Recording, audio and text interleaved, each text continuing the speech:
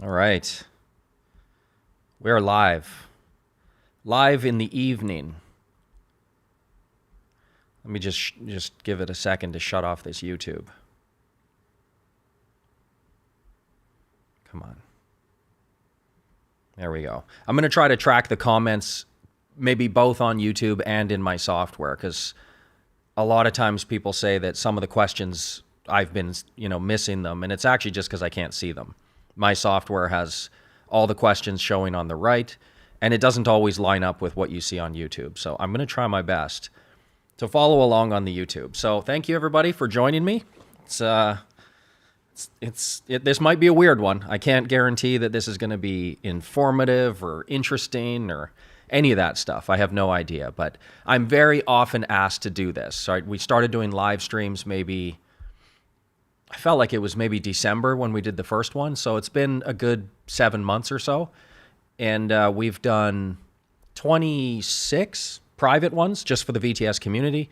And then we've done, I guess this is number 18. So we've done quite a few of these, over 100 hours of live Q&A. And obviously there's some random questions mixed in, but people email all the time saying, why don't you just answer completely off-topic questions? So I guess this is how people want to get to know me. I'll do it if you want to sit through it. This will probably just be a one-off. I don't think it'll be very interesting. I tend to be kind of a boring person, but you asked for it, so you're going to get it. Now, the only thing is, the reason I made it evening is because it would have looked a little weird if I'm drinking red wine at 10 in the morning. Usually our streams are morning, but you're going to ask me personal questions. I'm going to drink, so deal with it. Typically, I will drink coffee or water or something, but I'm not going to pretend tonight. I'm going to need some alcohol. So, yeah, here we are. So if you want to know just some basic interests, I have a little bit of a short list here. These are just things that I typically do. I say when I have free time, but quite honestly, I have very little free time. I probably work 10 hours a day and then try to give Vanessa maybe 6 hours of doing whatever she wants to do, and then sleeping the rest. So I actually don't, I'm not super into these things. It's not like I do them every day or anything, but if you were to ask me what my interests are, I would say there you go. There's a pretty good list to start with. And yeah, fire away. Let's see how this goes. So I'm going to get into these questions. Let me pull up the YouTube, see if it's better there. I wonder if there's a way. Just give me 1 second here. I'm going to try to organize my window so I can actually see the YouTube behind the scenes. That might be interesting to do. Can I do that? Give me a second. Hold up. We are starting here any second now. All right. I wonder if this is going to work. Okay. I've got my window so I can just barely see the YouTube. I've got it clicked to live chat instead of top chat, so I would assume that means that everything's going to be coming in. And here we go, right to the top. So the first thing that I see is somebody who said, Brent, have you deleted my questions? No, I do not delete any questions ever. No comments, no nothing. I definitely don't do that. Well, I shouldn't say never. There's essentially 3 rules that I go by on my channel. So number 1, no profanity. If you're constantly swearing in the comment section, I'm going to delete those, just not because I'm offended by it or anything. Say whatever you want to me. But as far as the YouTube algorithm goes, it's probably best that I try to keep my channel clean. So if anybody's just, swearing in questions, then yeah, that's going to be deleted. The other thing is don't insult other people. As I said, I have thick skin. You can say whatever you want to me. Insult me all you want. It doesn't bother me a bit. Don't insult other people, because I want my community to be a place where people can feel comfortable asking any questions and never feel like other people in the comments are going to respond and say, wow, that's a stupid question. So don't do that. And then the third thing is no third-party links. And it's not that I'm not interested in what you're posting, or not you, the proverbial you. It's not like I'm not interested, but quite a bit of it is junk. It's crypto stuff. It's, hey, this person helped me make 10,000%, give them a call and they'll include a link and a phone number. I might actually end up deleting those. But everything else goes, including things that are insulting to me. So no, I haven't deleted anything. Maybe just ask again. Like I said, my software doesn't show me everything. Don't know why, haven't never figured it out, but no, I would never delete your questions. Okay, here's a good one. Getting right in, this is number 2 on my list of interests. Benjamin asks, what are the top 5 countries for a digital nomad, pros and cons? So I am a digital nomad, which essentially just means I'm not location dependent in my work. I just work with a laptop. If there's internet, works for me. So if you're asking what the best places are, usually there's 2 baskets that you have to consider. Americans and then everyone else in the world. Because the only real reason you would want to be a digital nomad, there's nothing wrong with traveling. Living in other countries is awesome. Embracing other cultures is great. Typically, it's for tax reasons. At least for me, the reason that I do it is because I'm Canadian. If I live in Canada, I'm gaining no benefit from living in Canada other than I like Canada. It's a nice place to live, especially Vancouver. But it's not like I use the healthcare. It's not like I use anything. I don't have a job. I don't have a RRSP's accounts.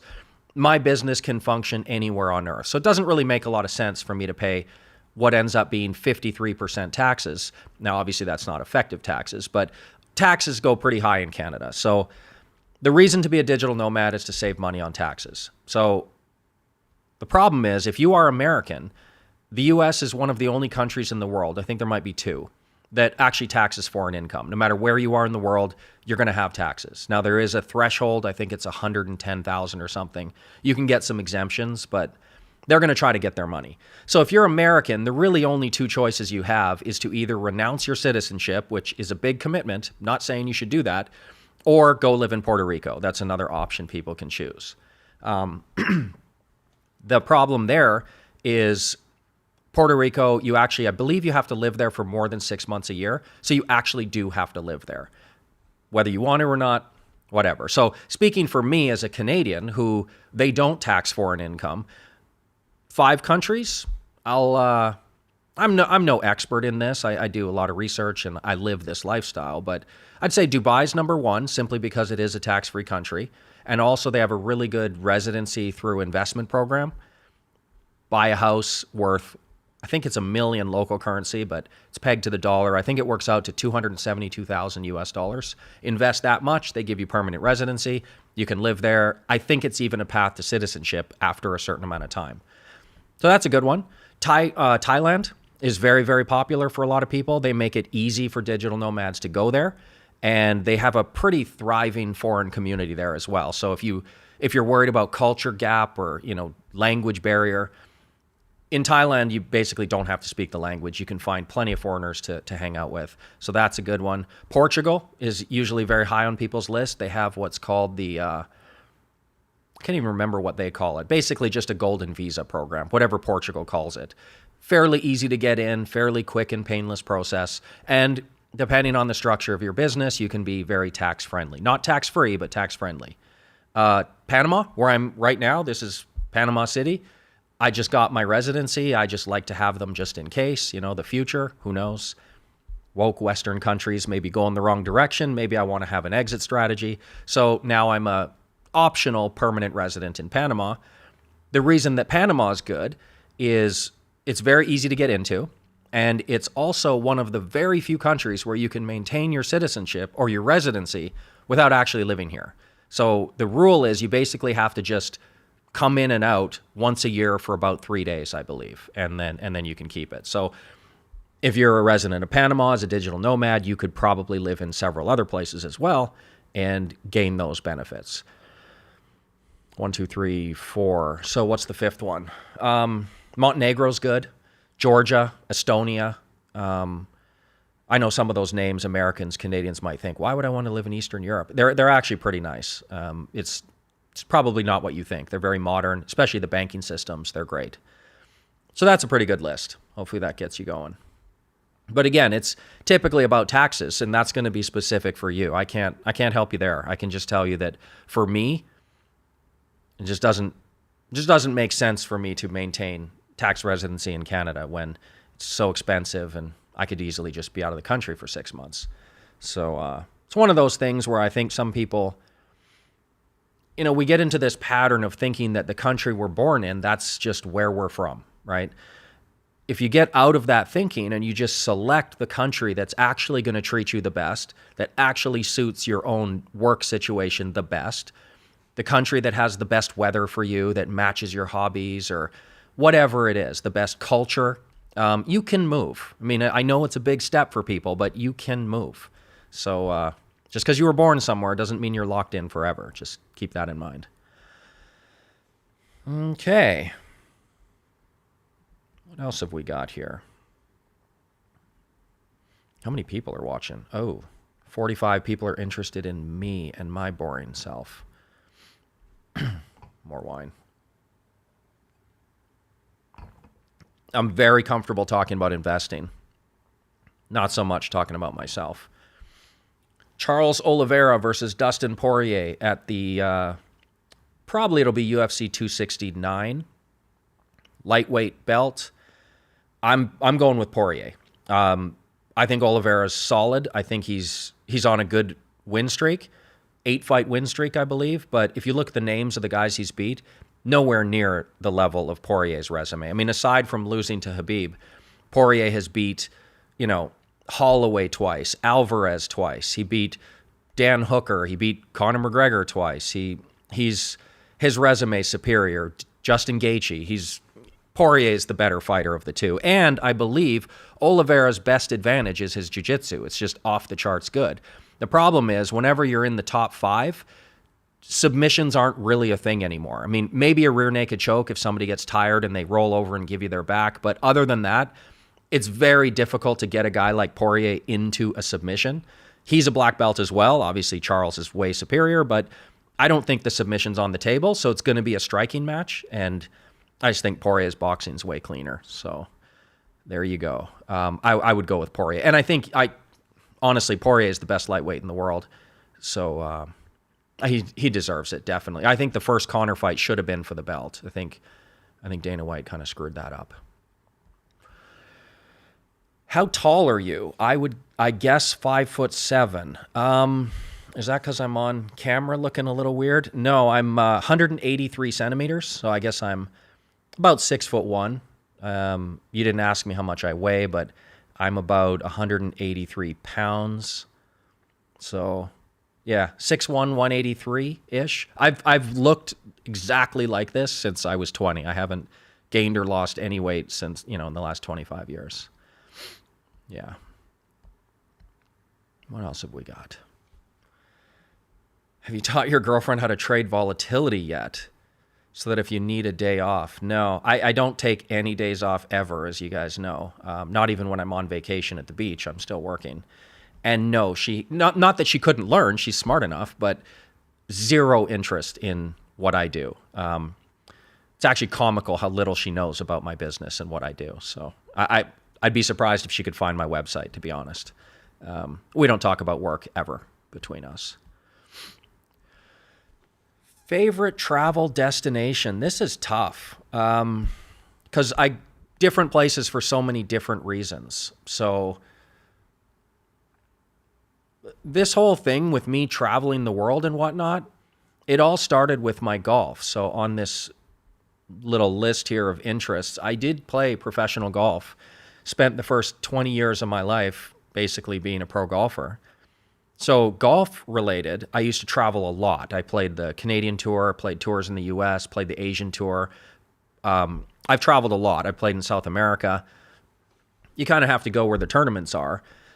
And honestly, my favorite place was either in Canada or Scottsdale, Arizona. It was great to just set up shop. There's so many tournaments in Phoenix every year. So that was good for golf. As far as now, it's kind of a cop-out, but Vancouver. I love Vancouver, just living in Vancouver. Although I will say New York. I lived in New York for 6 months, and I probably enjoyed it there more. But, yeah,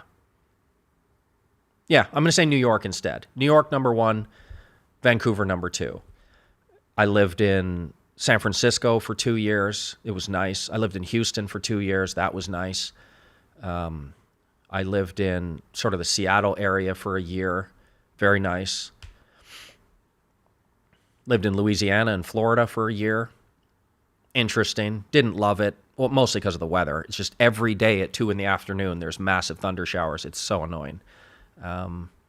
Obviously, I lived in Taiwan for 5 to 6 months a year for the last 15 years. It's nice there. Yeah, those are places. But next on my list is Europe. I've actually never been to Europe, so that's the next trip. Let's see how this wine works out. I'm such a cheap date, so honestly, I've got this glass. This is left over from 3 days of drinking. I can't even get through half a bottle, but this could get messy if I finish this. Like I said, I was kind of joking around. Maybe I'll get canceled. I'll say something stupid and get canceled.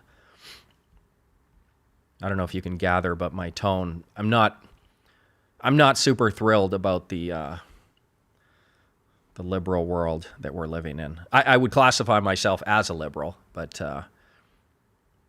not this type of liberal. So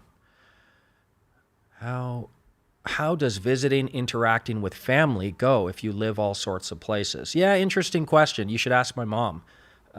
There's no doubt it's hard on family and friends a little bit to, especially my mom. I mean, friends, I didn't really keep touch with people. I'm not antisocial. I focus 100% of my effort on work. It's just everything is work and relationship with Vanessa. So I don't have much time for hanging out with friends. Maybe once every 2 weeks, I'll see friends, if that. It's really just my mom, and it's rough. Yeah, she lives in Canada. In the last 12 years, say since 2010, I've probably traveled back from Taiwan to Canada over 30 times. And whenever I do it, I stay in Canada for over a month every time, and sometimes even 3 or 4 months. So it's not like I don't see her. She actually sees me more than she sees my sister, who actually lived in the same city, 10 minutes away from her. She would see me more than her. So it wasn't the end of the world. I make trips back all the time. I make it a point to make sure that several months a year I'm visiting with her. So I'm sure she would tell you that it's not enough, but it is what it is. I moved out when I was young and went off to university and then went off playing pro golf, and now I'm a digital nomad traveling. Yeah, it's just, this is my life.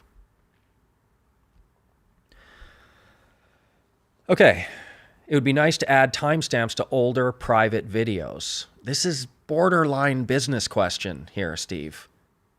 You don't see the wine? No, I'm just kidding.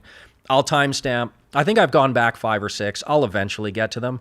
The thing is, I want to focus on doing new stuff and new streams and new ideas, so sometimes it's kind of hard to dedicate the time to go back. I might just hire somebody and just pay them some money to go do it for me.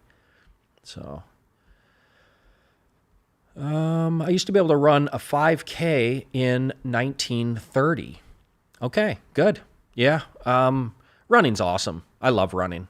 I actually get most of my work done when I'm running. A lot of people wonder why running. There are better workouts. Like if I was working out for either appearance or health, probably running wouldn't be my first choice. Weightlifting, of course, is number one for both health-wise and weight loss. But running is just, there's something about it. I get all my best thinking and planning done out there. I go for really long distances. I run for I try to get to about 180 kilometers a month, anywhere from 160 to 200 a month. So I'll go out and run for 18 kilometers once every 3 days, something like that. And I plan videos out there. I plan live streams. I think about email questions that people asked. I love running, so good for you. You're a runner as well. Welcome to rainy Panama. If you need any help for translation, I could have used a lot of that. Or a local guide. I'm sure we can chat about a lot of trading too. Yeah, cool. Panama is kind of I always do research before I come, and there was a lot of mixed messages about Panama. And for me personally, I don't think I can judge it fairly because I don't speak a word of the language. And I didn't really go do anything, right? I run on, where is it? This thing. This thing's awesome. Cinta Cabrera, I don't know. I don't even know how to say that. And I went to a beach. I'll probably go to the beach again this week, but I didn't do much, so I can't really judge. It has rained lately, but I think the weather's been good. And I have a residency now, so who knows? Maybe in the future I'll spend significant time here. Okay, what do you do for healthcare? On and off. Pay a lot for international coverage is the short answer. I do plan on setting up an absolute long-term residency at some point. I just don't know which one that's going to be. So, yeah, I don't have any stable healthcare. What was the largest single event pro golf purse that I won, I would assume? So it wasn't the largest purse I won. I've won a couple of purses of maybe, 40 grand or something like that. But those were smaller events that had some charity aspect to them. The event that I'm actually sort of the freshest in my memory, if anybody's golfers, I'll name drop a little bit here, but there was a tournament in Scottsdale. I think I ended up winning $22,000 or something. I came second, but I was leading the tournament with 9 holes to play. Had never won a pro tournament before. Felt like I was on my way. 15th hole, I hit this. It was a really long, hardest hole on the golf course. I hit a 3-iron. I was 220 back. Hit it to about this far away, so I've got this little tap-in birdie putt. I ended up missing that putt, which would have put me 2 strokes in the lead. So I missed that putt. Go to the 16th hole, this par 3, 3-putt that hole. Go to the 17th hole, fairly easy par 4. Hit my drive. I had maybe 60 yards to the green. Parred that hole. Didn't get up and down, so made par there. And then 18th hole, super easy par 5. Short-sided my second shot to the green in 2 in the greenside bunker. Really tough shot. Hit it out. Didn't make the putt for birdie, so I made par. So I finished par, bogey, par, par. Probably should have been 2 better at least.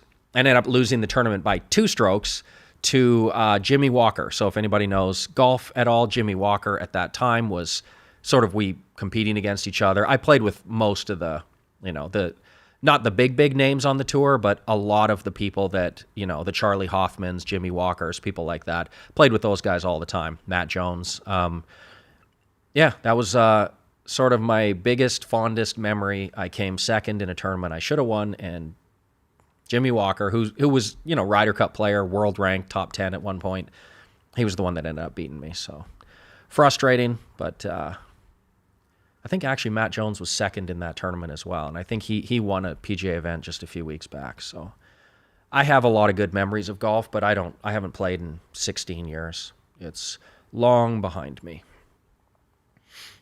This is interesting. I'm going to take a picture of this. Be sure to run on the beautiful Park Omar via Porus, very close to where you are. Cool. I'll look it up. I'll Google that. I love great running paths. I mean, every time I go somewhere new, that's the first thing I look is where am I going to run? So I will check that one out. How many places do I have residency? Well, you can only have one residency, but I have options for 3 or 4 pretty good places. I suppose 5 if you count Canada, but I don't. So Dubai will be next, and then maybe 2 years from now, I mentioned it before, but Georgia, the country, not the state. Very good residency program, great banking system. That'll probably be next.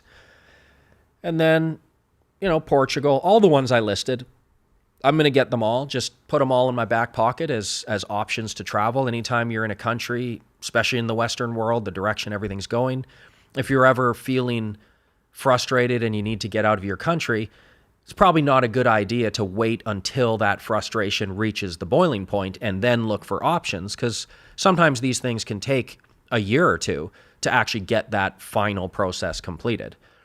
So for me, I would like to plan ahead a little bit and have options that you can just kind of duck out if you needed to. So for anybody who's even on the fence, I would say start the process. Doesn't mean you have to leave. You can just do it and then never use it. It doesn't matter, but start the process. This is your second question, bordering business talk. This is my consulting firm where I license my strategies to other hedge funds and private offices and whatnot. I'm going to skip that. Ask me that. We'll do another live stream that you can actually, just a normal one where we talk about investing only and none of this boring talk from me. Save that one. So in case of Canadians, if I understood correctly, you have to be out of the country at least 180 days to not be liable of taxes there. Incorrect. So this is one of the biggest misconceptions, and people can get themselves into a lot of trouble with this one. So it would behoove you to understand the tax laws in your country. So the old 183-day rule, where everybody says you can just leave for 6 months and then you're not a tax liable. It's actually not true. Governments, they share information. Banks share information.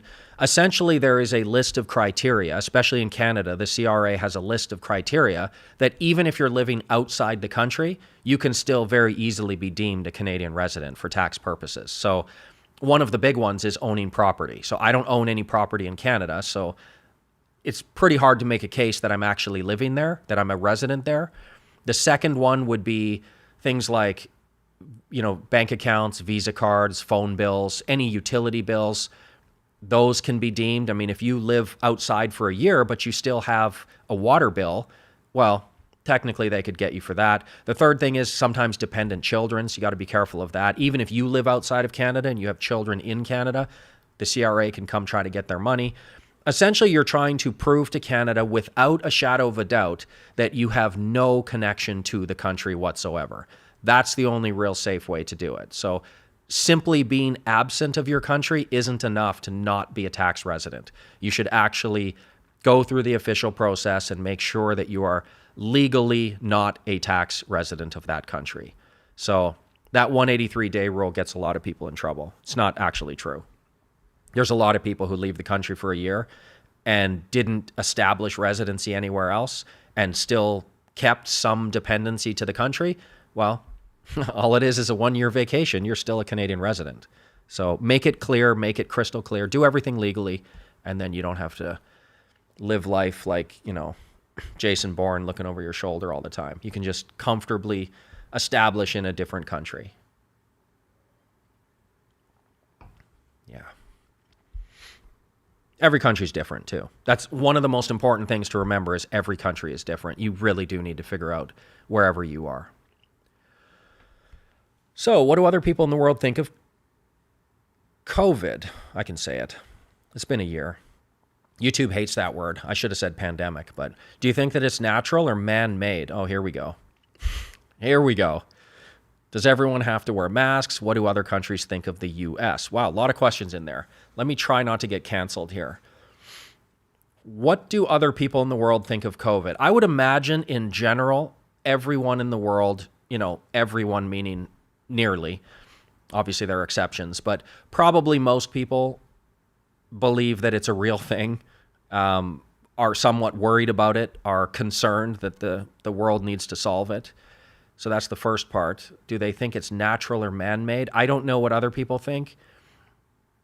I tend to think that regardless of what side of that equation you fall on, I think that you could make a case for believing either one of those. I mean, it's not like it's a huge conspiracy to think that something happened in a laboratory, whether it was, intentional and aggressive and adversarial or not, I don't know, but I don't think it's crazy to think that it had something to do with mistakes in a lab, a leak of some kind, stuff like that, or just, it's just a normal thing. It's natural.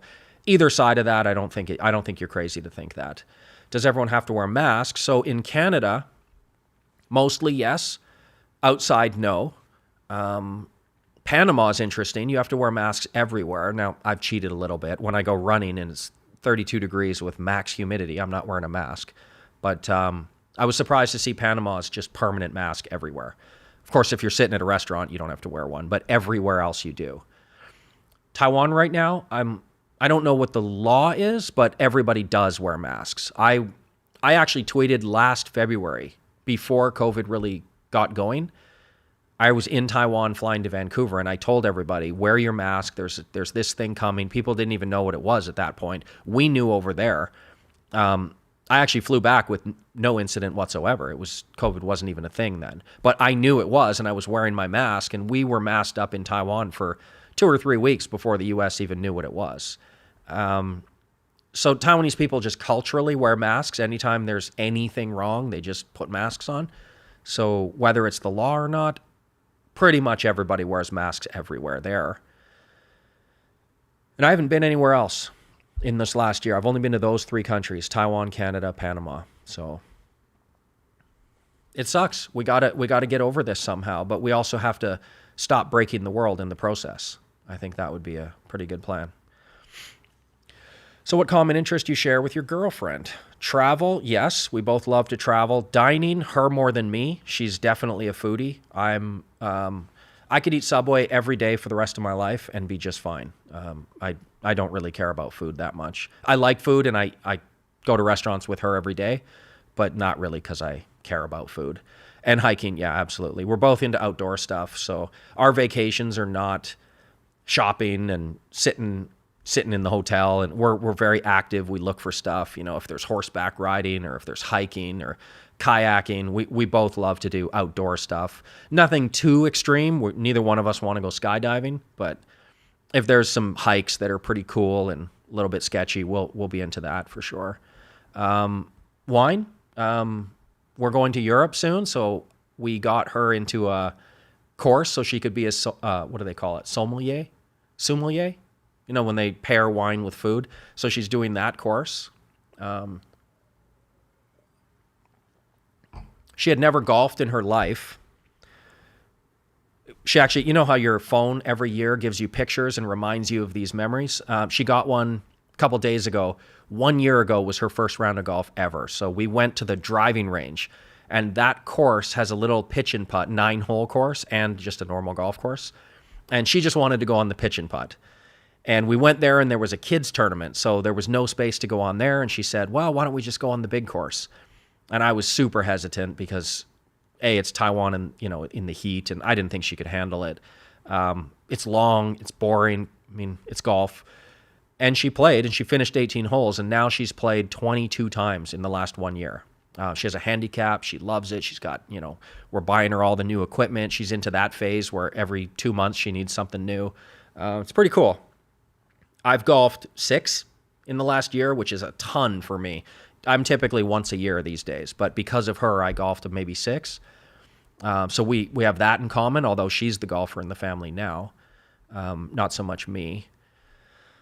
What else is she into? She is a yoga instructor, Pilates instructor, yoga instructor. That's what she does for a living. I can't say I'm into that.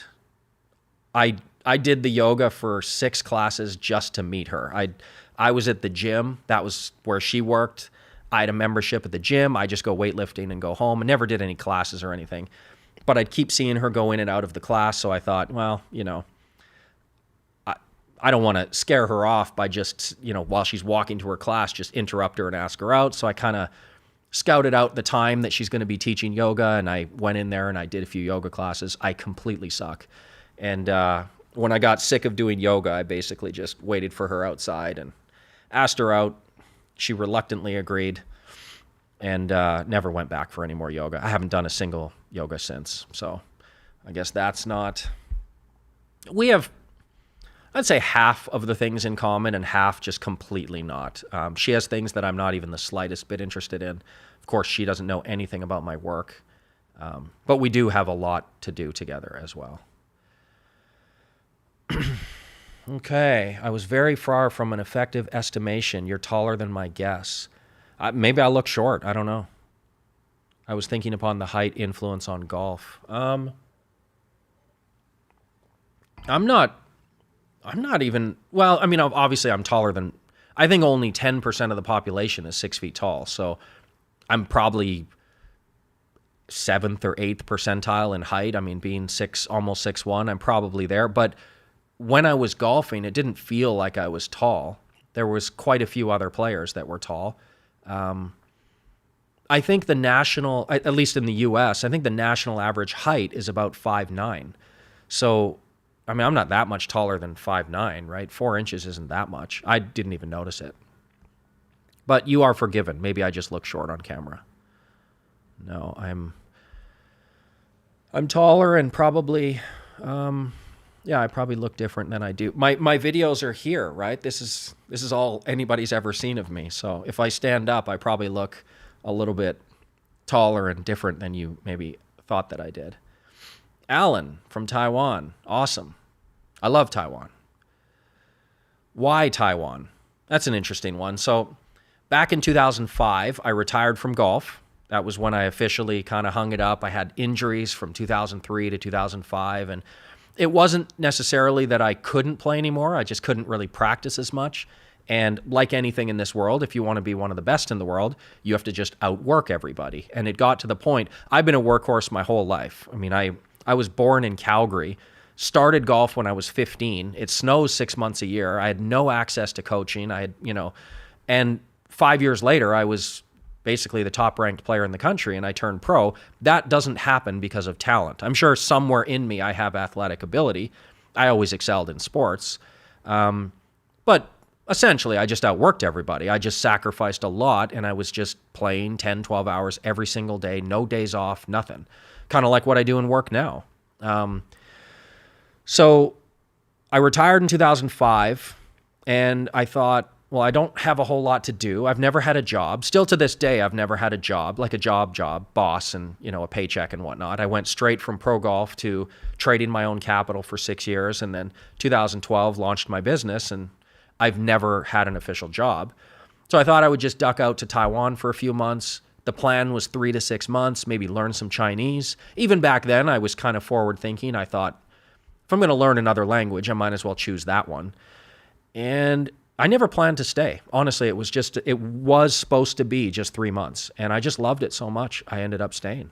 And the lifestyle, it's convenient, the food, the weather, it's different. I like different. I've traveled. I've played golf in, weird places, Venezuela, Colombia. I've played in Thailand, the Philippines, places where people, you either love it or you hate it. You love traveling and just being completely, fish out of water in a different culture, or you hate it and you can't wait to get home.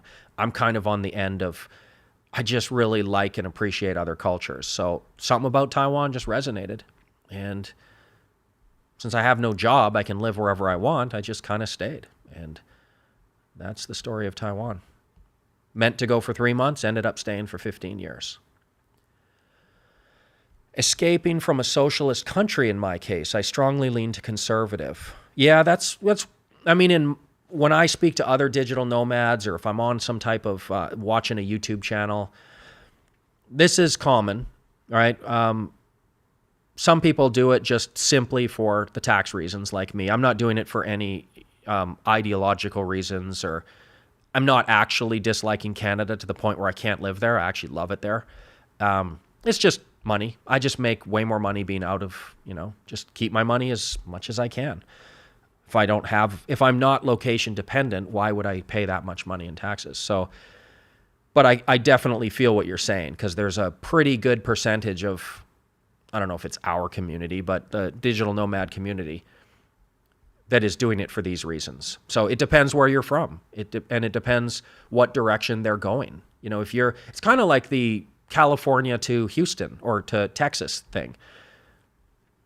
If you have the ability to go and you know that they're going to treat you better than here, and you can accept the fact that just because you were born and raised somewhere doesn't mean you have to stay there, then at that point you just go where you're going to be treated best. And a lot of times that means there are some places that are just more forward thinking, that have better laws, that have more business friendly practices, let you keep more of your own money that you earn. A lot of things to consider. Okay, do you consider smarter people like cats? I find it funny, the correlation I perceive of smart and successful people loving cats. Well, that's definitely true, because I'm a cat person, big time. Just leave that one. Saw you love them too. Yeah, I love my cats. I'm going to show off my cats right now. I'm going to force you to look at my kids. I'm one of those people. Let me go on a screen share here.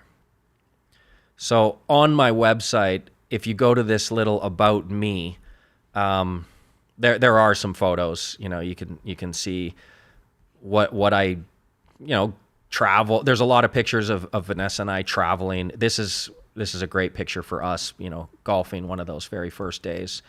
There's my mom. Got a lot of pictures on here. We do a lot of stuff, but cats is definitely pretty big in our life. So we got our current cat.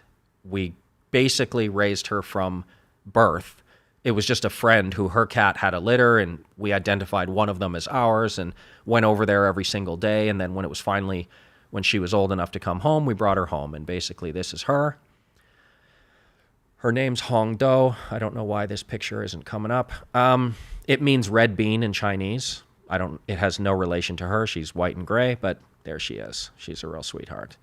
And then I've had cats my whole life, and not recently, but my best friend Didi, he actually passed away. He was with me for a very long time. I actually got him as soon as I arrived in Taiwan, so 2005, and he passed away a couple years ago. So he was a good one. He was just amazing personality. But if anybody's interested in checking out some of what I do, there's Vanessa doing her yoga.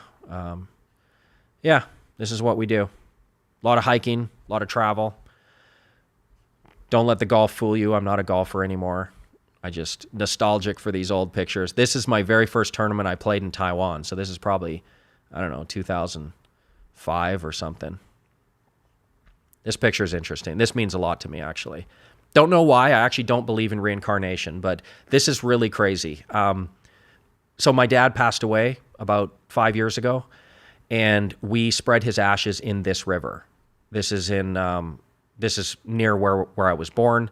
Beautiful river. My dad was an outdoorsy type person, big into fishing, used to be huge into hunting. We'd come home, and our garage, he'd have, elk hanging, and he'd skin them in the garage. And then he moved away from hunting eventually. So for the last 10 or 15 years, no hunting, but beautiful place. We spread the ashes here.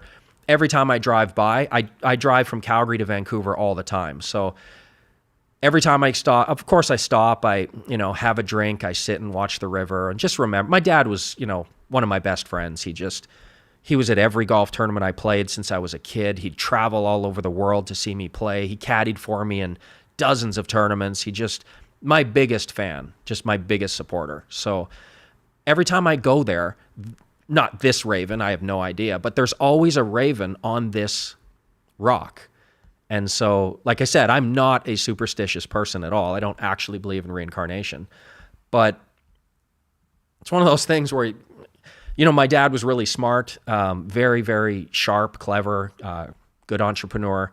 And they say that ravens are one of the smartest birds, one of the most clever birds. And that raven, or a raven that looks exactly like him, is literally on that rock every time I drive by this river. So I don't know. You never know.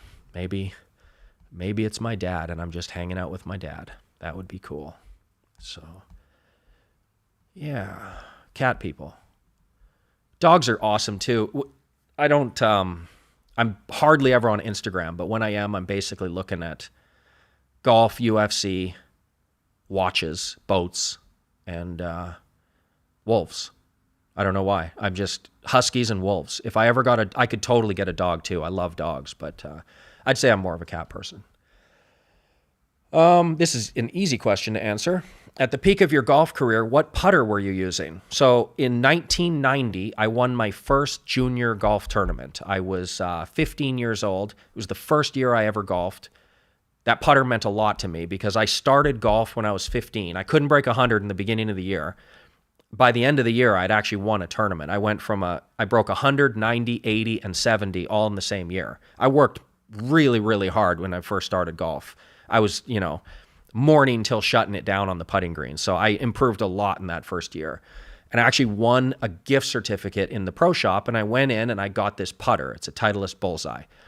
I'm sure you know what it is if you're a golfer. Just a flat flange, nothing special, the most basic, Tom Kite back from the, in the 80s. made that putter famous. Tom Watson used it for a while. I used that putter my entire career.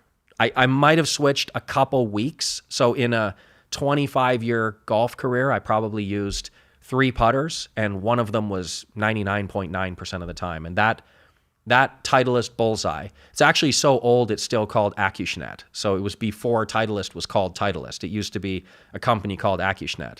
And my old Acushnet Bullseye still in my bag today. So easy question to answer.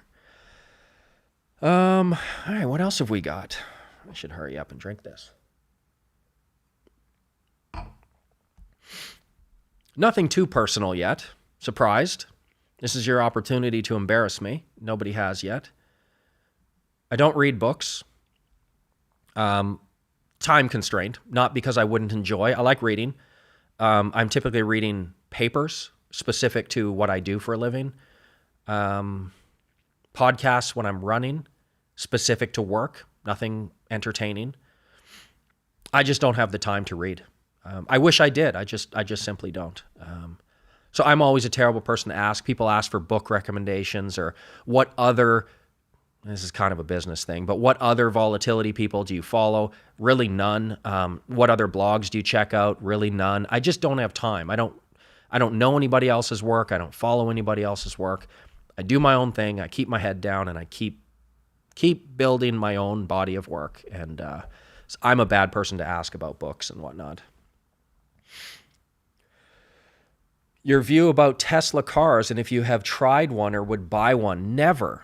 I'm a car guy. Not that I own a lot of cars because of my lifestyle. I rarely even get a cool car. The last cool car I had was the Corvette C7. Sold that when I left Canada. And I will buy the C8 if I'm ever in Canada for longer than 6 months. But I'm a child. I need that engine. I need the roaring V8. I don't know. It's silly. Tesla's great technology. Although if I was buying an electric car, there's just something about Tesla. I don't like the super basic interiors. So the Porsche Taycan is more my style. The Audi electric cars, Mercedes electric cars. I think, honestly, there's more people with my mindset about electric cars than Tesla people. I think the reason Tesla is so successful is the first mover principle. But I'm very interested to see what happens when there's 8 other choices from all the other car companies. I don't know. I think there's a lot of people who maybe the Tesla, it was cool when it first came out because it was either the Tesla or a Prius or whatever it was, or a Volt, whatever they were. Nowadays, there's a lot of really cool electric cars. So I'm really curious to see what direction that industry goes. For me, I will buy a gas engine until they stop selling me them. And the only thing I will say is one stipulation. I did hear that the Corvette C8, instead of the Grand Sport, which is usually below the Z06, I don't like the Grand Sport. I like the Z06 models better. But I heard that the Grand Sport is going to be called the E-Ray, and it's going to be a hybrid. So they're going to still have the V8 in it, and then the front wheels are going to be powered by small electric engines. So it'll be kind of a quasi four-wheel drive. That interests me. So as long as it still sounds cool, I'll go ahead and maybe do that. Embarrassing question. It's not embarrassing. These are the questions I thought people would ask. Do you have children or plan to have children? I don't have any kids. I always wanted kids, and this is why I was going to drink some wine here.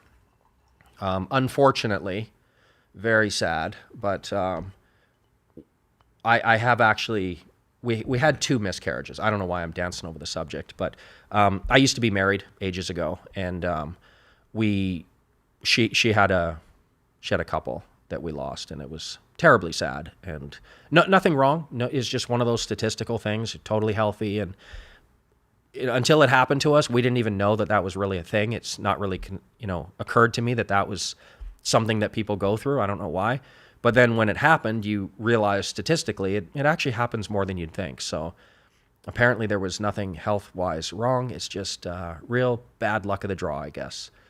So I'm 45. I'm turning 46 here really soon. I don't know. I'm going to be an awfully old dad, but I would love to have kids. I'm going to be that old dad. What am I going to be? I'll be 46 at least. I'll be 64 years old at high school graduation. Now, I do keep myself in good shape. At least I'm talking myself into this. Maybe I will look like the other 50-year-olds if I really try hard, but I'm going to be an old dad. Yes, both do. Ever meet your VTS fans? Would love to. Totally, would love to. I tend to be an introvert, but I was in Vancouver, and one really cool guy from Germany actually reached out, and he said, hey, I'm in Vancouver, and I noticed you are too, and we actually met down at the coffee shop, and we talked, and it was awesome. And then one time I was in Taiwan, and another longtime follower was in Taiwan. We met up. We had a great conversation. I was in another coffee shop in Vancouver, and I'm just doing my work on my computer, and there's these guys that were staring at me, and they recognized me from my YouTube channel, and they came over and they said, are you that, I was probably wearing a hat and, ratty clothes or whatever I'm wearing. They didn't know it was me, but then they realized it was me, and they called their friend, and three of them. We met the next day, and we chatted for 3 or 4 hours. So yeah, totally. If I'm a real person, I'm not an avatar online. I'm a real individual. If you are in the area, hey, we can always meet up. I have spoken about my eventual plans. I think I said boating, yachting, but don't let that fool you. I've never actually owned a boat or a yacht, but I do plan at some point to live a year on a boat and just experience that lifestyle. And I have said that we're going to have open meetings. I mean, you guys can come on, we can have barbecues, whatever it is. I need to get the boat first, so don't get too excited, but yeah, absolutely. I'll meet whoever. I'm a real person in the real world. Do you feel like you're better at investing than you were at golfing? That's a good question. Never really thought about it that way. It's really hard to rank my investing skill. Oh, this is a business question. Well, kind of golf. So my best golf ranking was 649 world ranking. I had a Sony world ranking of 649 at, sort of at my peak. And at my peak as an amateur, I was the number one ranked player in Canada. Don't know what I was ranked amateur-wise worldwide, but probably top 10 or 20 or something like that. But it's really hard to gauge investing because people don't post performance. I've been posting my performance for 10 years on public websites, but people don't do that. And a lot of times, this is getting way too business, but a lot of times people say it's because of compliance and whatnot. I know all the GIPS compliance laws and all that stuff as well. There's nothing saying you can't have a model portfolio online. They don't want to show it. So I don't know. Am I in the top 650 in the world, top 1,000 in the world? That's my goal. Of course, I did it in golf in a very short amount of time. I don't see why I can't do it in anything that I work that hard for. Doesn't happen easily. I think it would shock people how many hours I put into this. I mean, I don't know. Let's ballpark it. So starting in 2005, I mean, a lot of people say, oh, I work 10 hours a day every day. I literally no vacation. I'm not joking. It's not a badge of honor. It's kind of a little bit sad, but I mean, I've probably worked 60,000 hours on my investing. So I don't know.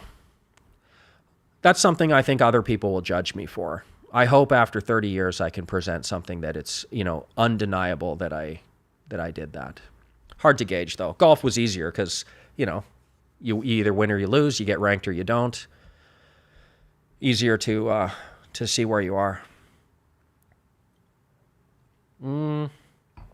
This is something that's a little bit odd. So I think this is a Western media thing because when we're in Taiwan, sure, there's a little bit of tensions between China and Taiwan, but it's not nearly the shock media that you guys get over here. Sometimes my mom will call me, she'll FaceTime me and say, boy, I heard China was, rattling their saber, and are you guys worried?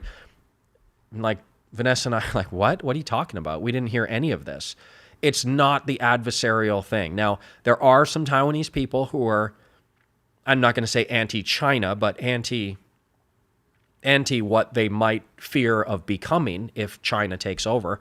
But I've always said that it would be a mutual win-win, and I don't think it would ever reach violence. I don't think it would ever be a war. I mean, China's China, and Taiwan is, I think in world ranking of military strength, I think Taiwan is number 19, right ahead of Canada, number 20. So the idea that Canada is going to go to war with China and last longer than 36 hours is pretty laughable, right? So I don't think it's going to ever reach violence. I think it's going to probably be mutually beneficial. So no, I wouldn't say, I suppose you'd have to ask an actual Taiwanese person, but in my experience living there, I don't think there's that much fear of the impending doom of China. It's just not like that. I think Taiwan very strongly values their independence and would love to be their own country, but they're not, officially anyway. And China is the future. I mean, we can't deny it any longer. You might as well be friends now. So,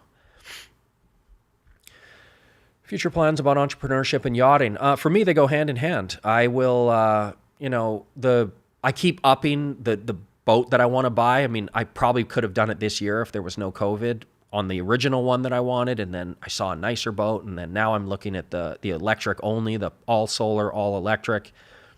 Keeps getting pushed back, but I will just literally do everything I do now. Instead of sitting here at a desk, I will just be on a boat, but I will still work my normal schedule. If I didn't say anything, my community wouldn't even notice I was gone. They would just be like, oh, that's interesting. Now he's on a boat. But my work is never affected by where I am. I mean, unless I tell people what country I'm in, they don't even know. They get their emails at the same time, and the workload is the same. So nothing will change. I just kind of want to, instead of living in hotels and Airbnbs, I would just live on a boat. Why not? We all force everyone to see our cats. Of course. My cat's the cutest in the world, and there's no way you can deny that. So she is the absolute best. Has your girlfriend taught you Chinese? Do you speak? Yeah, I speak Chinese. So the first year we met, I didn't speak anything. Actually, on the first date, I told you I stalked her basically in her yoga classes, and then she agreed to go out with me. We went to this, really nice Italian restaurant, and I didn't know any Chinese at the time. So, but our first date went well. We made it through. It was actually, we stayed at the restaurant. We had, 2 bottles of wine, and it was about a 4-hour dinner. It was awesome. And then from that moment, I started studying really hard on my Chinese for about 6 months, and I became sort of semi-fluent. I mean, I couldn't explain options trading in Chinese, but I mean, Vanessa doesn't really speak English, so we basically speak Chinese most of the time. Actually, her English is quite good. I found out about 5 years into our relationship that she actually does speak English, but yeah, she doesn't now because I was forced. It's either you go one way or another. In Taiwan, most of the interracial couples, the girl, it's typically guy-girl. I don't know why that is. There's very few the other way around. But typically, the girl will speak English to the guy, and then the guy's Chinese sucks forever. We went the other way where sometimes I go back to Vancouver and I kind of forget my English a little bit because I use it so little.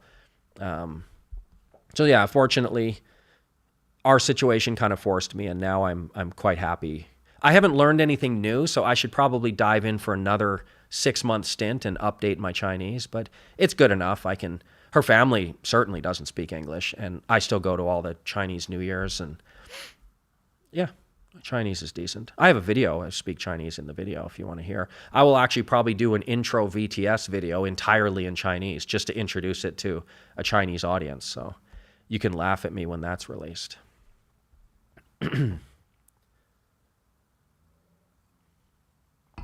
That's a good point. I love the fact on Sunday afternoon we have time to chat about cats. A year ago today, the world appeared to be coming to an end and markets were way, way down. Yeah, the world was just flipped upside down. What a shame. I I don't agree with how it was handled, but hopefully we're getting somewhere towards the end of this. I don't know. Canmore. I don't know if that's referring to some of the photos I showed. Canmore's 45 minutes from where I was born. Yeah, beautiful place. Crow is, okay, so this is probably my dad. No, that's called Nomu Falls. It's sort of closer, kind of on the way up to Radium. It's maybe an hour and a half from Calgary. Sort of in the same area. It's the same direction. Crow is a messenger. Ravens are amazing. Yeah. Stranger things. I'm not superstitious. I'm not religious. But you know what? You never know. I'm always open-minded.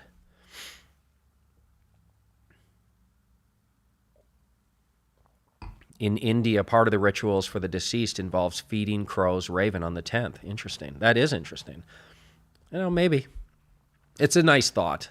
Miss my dad, so it's nice to stop by the river and tell you that crow, he's there every time. This one is personal. Here we go. Are you prepared to get married and have a family and settle down in a country?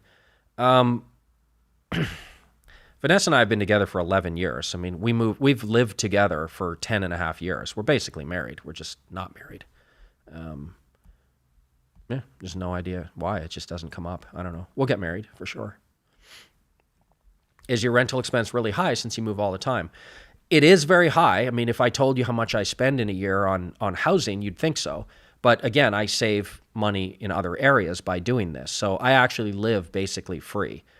That's maybe why I can move to Vancouver and Panama and I can do some of the things that I do. And to me, it feels like I'm saving money by doing it. So look into it. I'm, no pressure for anyone, but I think I answered this. Favorite country I visited? Well, I said New York. I said Vancouver. I'm going to say Europe because I've never been, and I think it's going to be amazing. So I hope it doesn't disappoint. Let me see if I can pull something else up for you. I know there's probably some Europeans watching right now, so let me show you this. So this is my Europe trip. I was actually supposed to do this last year. I don't want to be that guy that's complaining that, COVID interfered with my life. It's really, okay, too bad I didn't get my vacation. I don't want to sound like I'm complaining about that, but this is the trip that I had actually planned, and I put a lot of work into it. Each of these individual places, I have a list of all the Airbnb prices and where I was going to live, and I've priced it down to the penny. I was ready to go, and then, it happened. But basically 6-month trip. When I go, I'm doing 6 months, 3 months in the, I don't know how to say it, Shenzhen area, and then 3 months outside. So countries like, France, Belgium, Switzerland, Germany, these are all within. I get 90 days as a Canadian. And then anything United Kingdom is considered out, as well as Croatia and certain areas in Eastern Europe. So I can actually go for 6 months, just basic free travel on my visa. Don't even need a visa. I can just go with my Canadian passport. So this is the trip. Basically, maybe spend 2-3 weeks in each place and use the train system. Just start in Vienna and just do one big lap around the country. And then when I hit Rome, head back. So that was the trip. It got ruined, but I'm probably going to try to make it happen. And I would imagine this is going to be my new favorite. But to answer your question, it's still New York. I will never retire. I don't even understand the concept of retiring. I'm always that, I believe that, I don't know if it's the same for women. I'm a guy, so I can only speak on behalf of men and the men I hang out with. But as men, I mean, work is just fundamental to our life. I couldn't even imagine the concept of retiring. What does that even mean? What would I do? What would make me proud of myself? What would I be building towards and working towards when you get out of bed in the morning? I mean, I'll never retire. What I do now, again, too much business for this stream, but it's never going to stop. How do you plan your business? How do you plan your daily 11 a.m. emails being a digital nomad and getting internet connection from different locations? I don't care where I am in the world. I just adapt to the time of that place. So Eastern time, Taiwan is completely flipped. I send my email at midnight in Taiwan, and then I'm up till 4 a.m. And then when I'm in Vancouver, of course, it's Pacific time. So I wake up at 3:30 or 4 o'clock in the morning, and my day is just, I don't care. I don't care if I work these 10 hours or those 10 hours flipped. I just do what I do. Do I cook? Yeah, I cook. I'd say I cook a lot more than Vanessa, but she's better at it than I am. So she very rarely cooks, but when she does, she's amazing. I cook more often, and I'm basic. So I would do a lot of slow cooker stuff, a lot of just omelets where I'll just stuff a bunch of, eggs and then just a pile of veggies, and that's my dinner. Pastas that are really easy. Vanessa does these really, detailed, intricate things, and way, way better than me. Simple stuff. I'm a simple eater. Like I said, I could eat Subway every day for the rest of my life. And typically I do. I think I've had Subway 325 days every year for the last 20 years. I have Subway nearly every day for one of the meals, a 6-inch sub from Subway. At some time during the day, I'm going to get a 6-inch sub from Subway. So tastes good. I get to do my work while I'm eating it, so I always have my computer open. I guess it's healthy-ish. Who doesn't love Subway? And Subway here in Panama is the best Subway in the world. So they have this little section on the side with actual fry pans and a stove, and you order your Subway. There's a certain specialty sub where they actually fry it up. So they put the chicken in there, all the veggies, the oils, the sauce, the melted cheese. They fry it all up in this omelet, chicken omelet, and then they put it on the sub and they toast it, and it takes 10 minutes. It's no longer fast food, but it's amazing. Love Panama Subway. I was so surprised when first of all, to find one, and then secondly, that it turns out to be the best one in the world. Okay. Why don't you agree how pandemic was handled? Would you let die all the old people? That's a little bit adversarial. I just maybe have a different opinion than you, and that's fine. What vaccine did you take? I have Pfizer, and I'm 100% on board with vaccines. Can't wait to get the whole world vaccinated. Hopefully that's possible. But I do believe that people should be allowed to have their freedom and do what they want. I think I would love it if I could just force everyone on the planet to get the stupid vaccine. That'd be amazing. But what a slippery slope that is when you start telling people what they have to do. So I think we need to be acknowledging a little bit of history and the fact that freedom is important, whether obviously beating COVID globally is the highest on everyone's list. Almost as high as freedom. I would say it that way. But you really do have to be very careful when you say, okay, well, just this once, we're going to intrude on people's personal freedom. I don't think we have a good history as humans of having that just end there. Oh, it's just a one-off. Well, is it? So I want the entire world vaccinated, but I want them to choose it for themselves. So the simple answer is, why don't I agree? I just would have gone a different way. I just would have said, look, especially in the U.S., in the U.S., it's very difficult to pass healthcare, right? It's a gridlocked political system, very difficult to get anything passed because both parties know the healthcare system in the U.S. is bad, but neither party wants to give the other one credit for actually making progress with it. So when blue team is in power, it's red team's job to make sure that they are stifled. When red team is in charge, it's blue team's job to make sure that they don't make any progress with anything they do. That's kind of the way it's set up.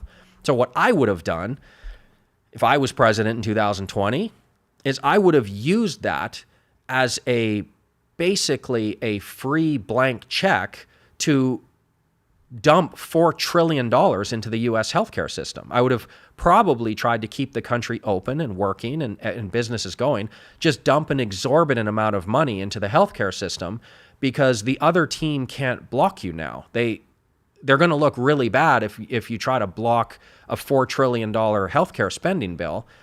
That's not going to look good politically. So I think it was kind of a lost opportunity for one of the sides that instead of just locking everything down and paying everybody to stay home, why not allow people to function the way that they want to function, make good decisions, make sure that you have the earliest access to vaccines and healthcare and, ventilators and everything that needed to be done, but also just use it as a opportunity to once and for all forget about $1 trillion, Obamacare.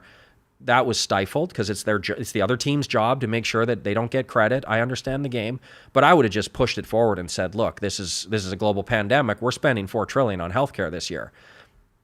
That's how I would have probably gone about it, and I think it would have been a win-win. But I certainly care about old people dying and all that stuff. I mean, don't get me wrong, I'm a compassionate Canadian person. I'm not suggesting we leave people to their own devices. I just would have probably gone a little bit different way, I think. And maybe early on decisions were but I think it's been too long paying people to stay home too long. I don't think that's good for the psyche of individuals to be incentivized to do that. And then I think obviously an $8.3 trillion Fed balance sheet is a little bit of a problem, but we're not going to talk business tonight. Long distance mostly. I'm not allowed in Taiwan. It's the only reason I'm not there. COVID. I don't want to pretend like I'm, hard done by or anything. Obviously, people are in way worse shape than me. It's more of an inconvenience in my case, but yeah, I've been locked out of Taiwan for 10 months. It's very frustrating. So, and she can't come to Canada. She can't go to the U.S. Well, she can go to the U.S. now, just recently, but she can't come to Canada. I can't go to Taiwan. The world is closed. It's been hard. Yeah, it sucks. How much would it cost to become Dubai resident? $272,000 US. Buy a property worth that much or more, and you qualify for their residency to become their residency through investment.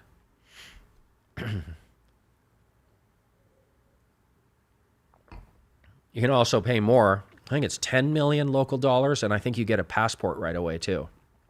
But that's a pretty steep commitment when you don't really need the passport. You just need the permanent residency. Now that you have seen all the different countries, while I'm still going, there's many, many more to go. What do you think of Canada? Love it. Do you want to change citizenship? No, I'm a Canadian for life. I love Canada, and I love living in Vancouver. I just don't garner any benefit from living in a country where I'm not tied down job-wise. What's the point? Why wouldn't I just live in Vancouver for 5 months a year and then live elsewhere for 7? It would be great to discuss in person about your answer with a red wine. So do you mean my take on the handling of the Rona? I don't like to discuss it because I'm always open to other people having their opinion. I'm not that type of person that if people disagree with me, I have this desire. You have to believe what I think. You think what you want, whatever. We can still be friends. It's fine. I just happen to think that perhaps I would have gone a different direction. That's what I would say. Have you ever tried disc golf? If not, I think you would love it. I probably would. I've never tried it. The only thing I've ever even heard of disc golf is Ben Askren, the UFC fighter, former, Bellator one championship fighter. He's really into disc golf, and he talks about it a lot. I've never played. I don't really have any interest in playing. I play real golf. But disc golf, huh? All right. Okay. How'd we do? I think I got through all the questions. So I'll sit here and drink for 1 more minute. And if there's no more wine. So, okay. I'm a cheap date. That would have been good enough for me. Oh, this is embarrassing. See, I knew I couldn't get through a stream without a really embarrassing question that unfortunately, I'm going to have to answer. Are you into music? Favorite artist? Play an instrument? So I don't play any instruments. I wish I did, but I don't. If I had to choose, I'd probably choose guitar or piano, but I don't play any instruments. Favorite artists. Okay, so are you ready? I listen to rap music. How's that? Embarrassing, I know, 45-year-old white guy from middle-class Canada, but yeah, I listen to rap music. There it is. I said it. I don't know why.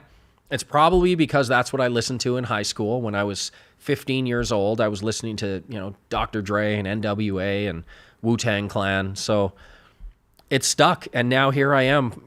Typically I'm listening to podcasts when I'm out running. But if I do listen to music, rap music. Embarrassing. I'm ashamed of myself. But it is what it is. Have you tried the Clubhouse app? I've just heard it vague. I have no idea what it is. It is a good forum for discuss investment and reach a lot of peoples. I might give it a look. I don't know. It's not like I have time in my life to add new things. I'm pretty busy. But I've heard of it on Twitter, vaguely. Your thoughts about FIRE movement? Again, I think that's business, but I'm going to answer it because it's kind of not what I do. FIRE, I believe what you're getting at is these people who, live below sustenance lifestyles and sock away all their money so they can retire at 28 years old or whatever it is. Hey, do what you want. It's fine. There's two aspects to this. Number one, like I said, men in this world, we need work, and we need to dedicate ourselves to something that makes us proud. It's not even about the money. It's just about making yourself proud. I don't work for money. I know that if I do a good job, the money comes. I don't focus on money. I don't do things or say things to make more money. Don't care at all. I do my job to make myself proud, to make videos and build my body of work. I think men need to do more of that in their lives. And doing this, I just think it's contrary to that. I think you should spend your youth trying to find what makes you happy, what you're good at, and later on, if you work hard enough, you will turn that into an income stream. So I wouldn't waste my youth trying to live this type of lifestyle and sock all the money away. But the second aspect is that, what was I going to say? Wow, I drank too much. Totally lost my train of thought. What was I going to say? Was it the first? Wow. I think I had a good point. Trust me, it was a good one. Boy, I'm going to just let that one go. But no, in general, I don't agree with that. I think that what you want to do is structure your life so that what you're doing is what you're going to be doing for as long as you still love it. And then you can move on to something else. But the idea of retirement just bothers me. And the idea of living below your means, so far below your means, bothers me as well, because life is meant to be lived. It's like, that movie Benjamin Button. That's kind of the way it should be, and too bad it isn't like that, because if you're going to spend your 20s and your 30s doing absolutely nothing because you want to retire at a young age, trust me, when you're 50 and 60 years old, you won't mind working. So don't be afraid when you're in your 20s and 30s to just chase your passions and live your life. There's plenty of time down the road to get into that boring, work life. I wouldn't give up my younger years of depriving myself of, and I'm not saying be a materialistic consumer. I'm just saying that you gotta live a little bit. And it's sad. Sometimes I see those forums and those people talking that they really deprive themselves of everything. And you don't need to do that. Look, succeeding in life is not actually that difficult. It's just a numbers game. So there's really three things that I always tell young men to do.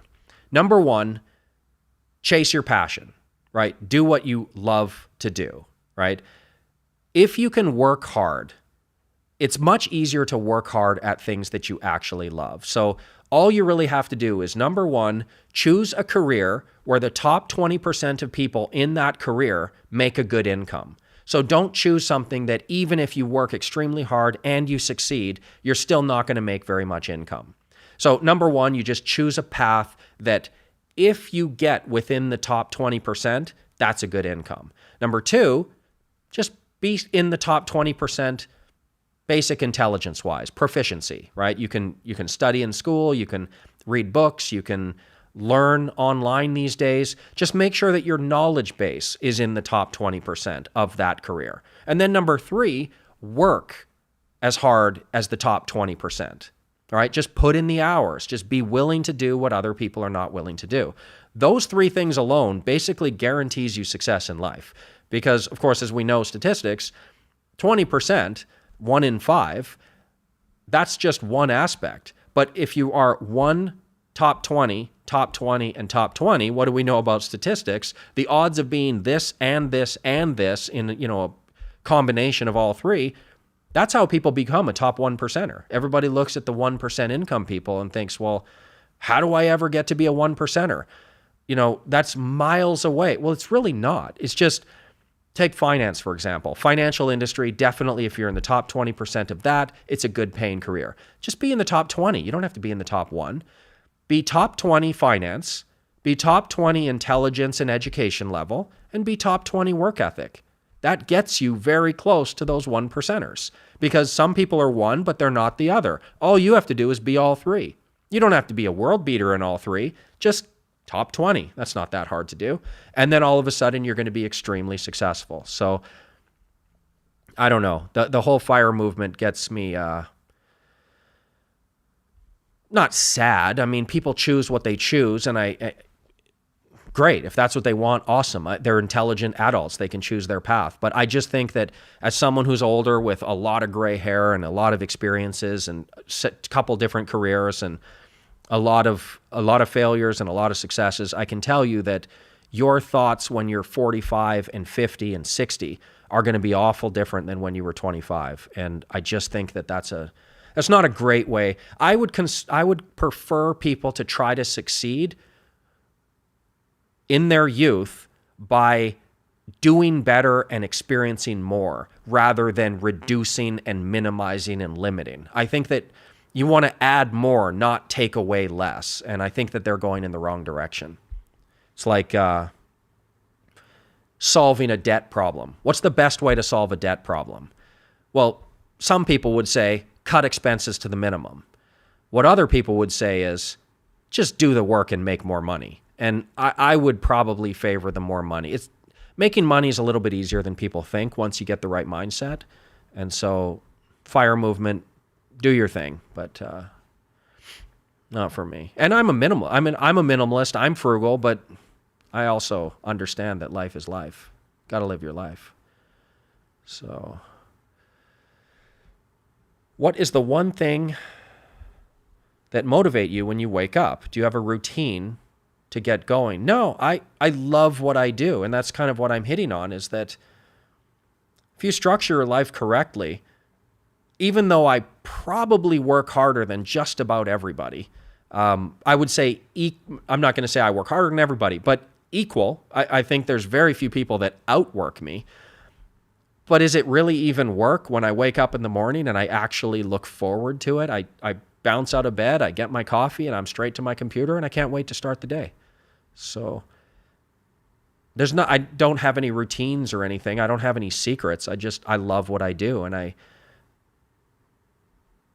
I'm a very ultra competitive person, and the person that I compete against is myself of yesterday. I always want to make sure that tomorrow I'm a little bit better than I was today, and that's it. So I'm going to bounce out of bed tomorrow. I'm going to get my coffee. I'm going to go to my computer. I'm going to answer my emails just like I always do.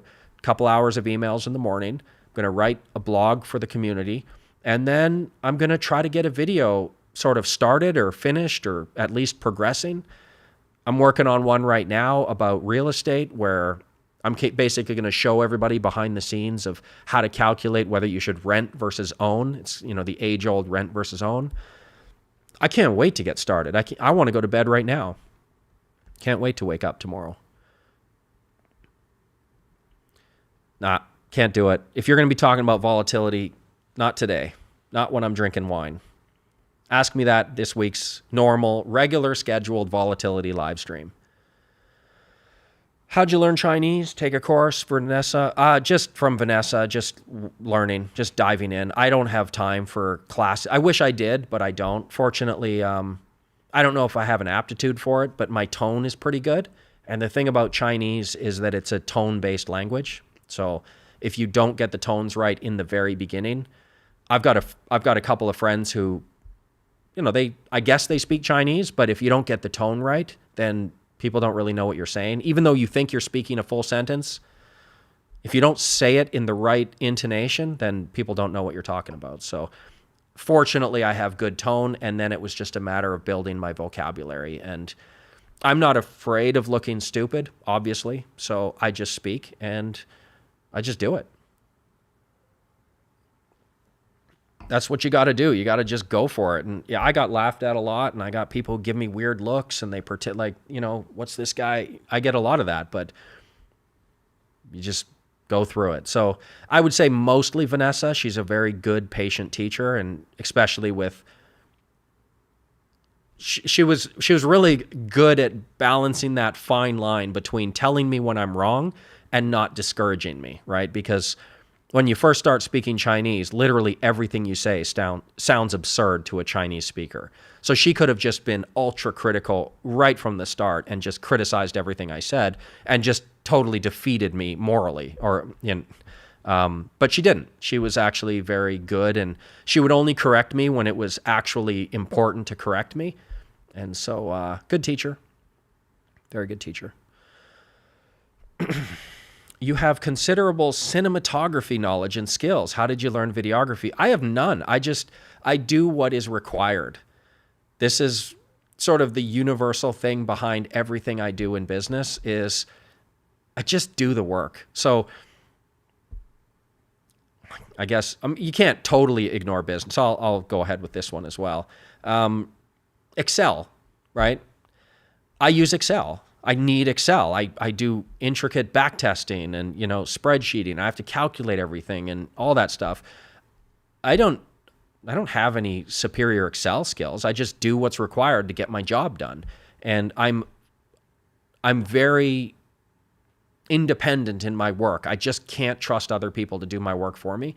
I've always just done it myself. I don't mind if it's going to take me 20 hours, I'm just going to do it myself because I know it's going to be done right. So I don't outsource anything. I just do it. So when it was time to start explaining things on video, I just turned the camera on and started speaking. If you go back and look at my original videos, they're pretty bad. I haven't deleted anything. They're all there if you want to go laugh at me.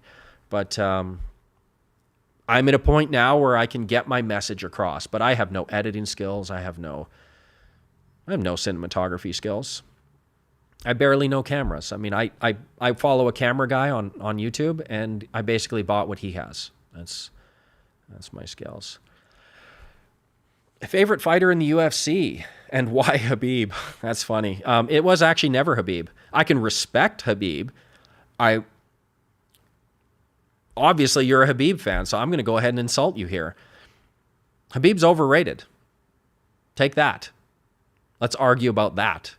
No, I think, okay, so first of all, my top 3 favorite fighters. John Jones, number 1, obviously. Best fighter of all time. How can you not love him? Most dynamic, best defense, best offense, great wrestling. Just, I wish he'd get back to his old savage self. I think his last 3 or 4 fights, he's just been bored. He just looks like, and why wouldn't you be? He won the title in 2011. Nobody's really challenged him since the first DC or the Gustafsson fight. So he's a little bit bored. I think maybe at heavyweight he might be more aggressive, but he's number 1. Number 2, Kamaru Usman. He's, in my opinion, the best fighter currently in the UFC. He's the number 1 pound for pound. Have loved him since he got into the UFC. I think his skill set is, I think he could be champ for a while. I think the only guy that has a shot is Colby, and that's going to be a very close fight. But I think Usman wins the second one easier than he won the first one. The first one was razor close. Usman, number 2. Number 3, Dustin Poirier. Probably number 3 for sure.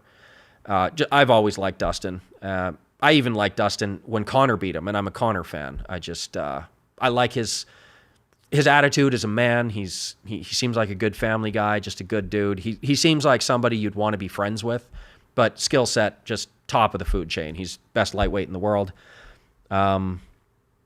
Khabib. Come on. Khabib's overrated. Give me a break. The thing about this is, I have no doubt that if Khabib stayed in the UFC and he continued fighting and he didn't retire, I have no doubt that he would have won a lot more fights. Of course I can acknowledge that when he beat, Al Iaquinta and Edson Barboza and RDA, and then you compare that guy to the guy that beat Conor and Justin Gaethje, Khabib was getting better. He was at the top of his game when he left. So I'm not denying that he only lost 2 rounds in his entire career. And he won 13 fights, and good for him. But he only defended his belt 3 times. The thing about sports is you can't give somebody victories they didn't earn. So we can't say that John Jones has won 15 title fights. Khabib won 3. You can't say that, Khabib would have won 12 more. Maybe he would have, but we can't grant him that. I'm going to be a complete idiot and make another music reference back here. Somebody asked me if I listen to music, and I embarrassingly said I listen to rap music. But I'll go there. Biggie, overrated rapper. Not because he was overrated and wasn't good. He was. But unfortunately, he only really had 2 albums. And obviously no fault of his own. But if you only have 2 albums, you can't grant somebody the next 5. You don't know if they're going to fall off or not. Khabib, we don't know. Maybe people would have figured him out. Maybe Oliveira would have beat him. Maybe Poirier could beat him in a rematch. Maybe... you never know. So I can't grant Khabib any more than 3 title victories. And 3 title victories, I'm sorry, it just is not that impressive compared to... There's 3 guys in the UFC that have already won more than that. Usman's on his 5th now. Adesanya's on his 4th or 5th. There are guys already. I mean, Volkanovski's impressive. There's a lot of guys who are already at Khabib's level. And while I can say I think he probably would have won 5 or 6 more, can't give it to him. He retired. That's his own fault. He's not the GOAT. He's not the best in history. He's not even top 20. He only defended his belt 3 times. And he never went to welterweight. So that's a huge knock on Khabib as well. If you were the best in the UFC era where the champ thing is real and everybody wants to be champ, the fact that Khabib never went up to fight at welterweight, that's a huge stain on his career in my opinion. And probably it's because the lightweights at the time that Khabib was reigning, it was a very striker-heavy division, and Khabib has the best wrestling the UFC's ever seen. Usman's maybe close, but welterweight, not the case. Go ahead and wrestle with Colby. Go ahead and wrestle with Usman. Even wrestle with Leon Edwards. Even Masvidal has good wrestling. I'd like to see him handle those people on the ground. I'm not so sure he could have. I would favor Usman and Colby over Khabib. So, no, sorry. Your guy's overrated. He's funny. I love him. He's great. But no, he's not the guy. He retired too young. He's not GSP. He's not John Jones. He's not Anderson Silva. All right. I need to get my kids to see this part. Probably I was ranting about, young men succeeding in this world. It's a tough world for men out there these days. Obviously, women have their enormous challenges as well. I'm not being sexist, but I'd like to try to help young men out there more. I think once they get their path and once they get their head pointed in the right direction, there's so many ways that young men get derailed these days off the path. And I just think once they start seeing their own potential, things will start looking better. I mean, obviously the best return on investment you will ever get as a person in this world is to focus on yourself. So like I said, I'm ultra competitive and I'm only competing against myself. I don't even follow other people in my industry. I don't care what they're doing. I'm trying to be better than myself. And yeah, young men, focus on yourself. Do the best you can. Be better, the best version of yourself you can be. You can be just fine. And that will probably mean that you will land at a place where the concept of retirement doesn't even make sense to you anymore. The concept of, I'm going to deprive myself and save as much money as possible and I'm going to retire at 30, that will just not even make any sense. Hopefully you'll get to that point on your own and you'll bounce out of bed and you won't need a routine and you won't have to watch those YouTube videos that say, here's what the top 40 CEOs do and do these. You'll have your own thing. You'll just bounce out of bed and you'll just go straight to your work and you'll start doing it and you'll love it. So hopefully. This one I answered near the top. I answered the top 5, but I basically said digital nomad is essentially about tax benefits. So in that respect, I put Dubai number 1, tax-free country, easy to get into as a residency. And then you would consider things like Panama, where I am right now. Can't see it because it's nighttime. Portugal, Georgia, Estonia, Montenegro. Some Caribbean countries, very easy to get into. Depends where you want to live. And here it is. This is the one that I knew would come up. Not afraid of answering it at all. No, I'm not a religious person at all. Very, very evidence-based individual. Just very analytical but open-minded and loving of all people of different belief systems. Believe what you want. It's fine. I don't spend 1 second of my life trying to convince people that, there's no evidence, so therefore there isn't. It has nothing to do with that. I've not felt the Holy Spirit in my life. I was raised Catholic. I went to Sunday school. I went to, I did all those things. Spent a lot of time in churches when I was younger. It just wasn't for me. I just didn't. My brain needs evidence, and I hope, maybe I'll get some someday. And then it's just like, boom, wow, I can't believe I didn't see this the whole time. So, unfortunately, my soul is not doomed. Most of the religions in the world do allow you to change your mind. And so if I ever get hit with the Holy Spirit, I'm open for it. Just haven't felt it, haven't seen any evidence for it. So, what do I think of precious metals? That's a work question. I don't tune into our regular live streams. We've done, over 40 of them. We talk about stuff like that, but I don't think it'll take very many live streams for you to get the idea that I don't buy and hold anything, and I'm not a precious metals guy. I use precious metals as a safety position only, and I'm not a gold bug or anything like that. Can't quantify it. It's the same thing with the religious question. I need to be able to quantify it in my brain, and there's no way for me to know what anything has value, so I don't like to own things I can't quantify. No, actually, so because I've been locked out of Taiwan and Vanessa's been locked out of Canada, we're trying to choose a place to go and meet up and actually have some semblance of a life here. We're just bouncing around ideas, and actually New Zealand was one of them. So who knows? It's super, super high on my list. I think it would be amazing. Heard nothing but good things about it, and I'll get there for sure soon. Best country in the world for food. It's going to drive you crazy, but Vancouver, in my opinion, only because it's not the best food in the world. It's just like Canada doesn't really have a food. I don't even know what Canadian food means. We have no, I don't know, anything wrapped in bacon. That's our food. But it's just that everything is available in Vancouver, and really high-end chefs and restaurants, and you can get probably New York's the same. You could say the same thing about any major metropolis city. You can always have access to the very best of food. Now, Taiwan itself, I love Taiwanese food. So if that's the question, I would say Japan, because sushi is my favorite food. So Japan has the best food. India has the second best food. Taiwan probably the third best.